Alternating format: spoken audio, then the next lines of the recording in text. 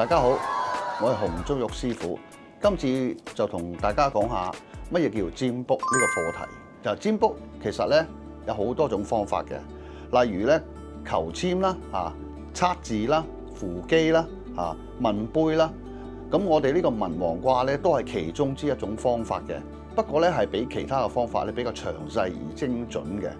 咁問卦嚟講咧，通常咧我哋係用3個銅錢作為一個問卦嘅工具。占卦問事咧，一般嚟到講咧，清楚地問一個問題，例如唔好問一個我今年自身點啊咁。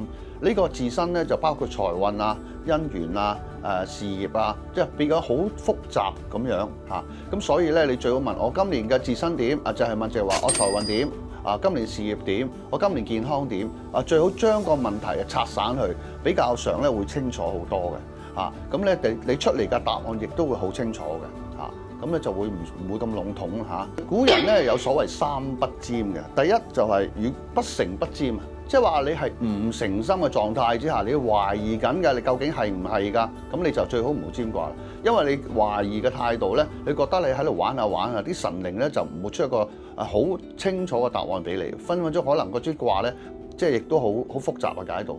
第二個樣嘢咧就係不義不占啊，即係如果你嗰件事係犯法嘅，或者係唔賭錢嘅即係一啲唔好嘅嘢嘅即係非正途嘅，係一啲違反法律嘅，亦都唔好占啦咁嗰件事出咗支卦亦都唔準嘅。第三樣嘢係不疑不占啊，即係你有懷疑態度嘅，你覺得嗰件事都係即係都玩下玩下，你都唔知係唔係嘅，咁你覺得話喺占下求問下啦咁，即係屬於係唔係好信嘅，咁亦都唔好占啊。所以咧，古人有定為3不占就係咁解啦。好啦，跟住我哋下一次咧，我哋再會講占卦之前究竟我哋應該要點樣做啲乜嘢，然後可以令到支卦能夠達到天人合一嘅程度咧。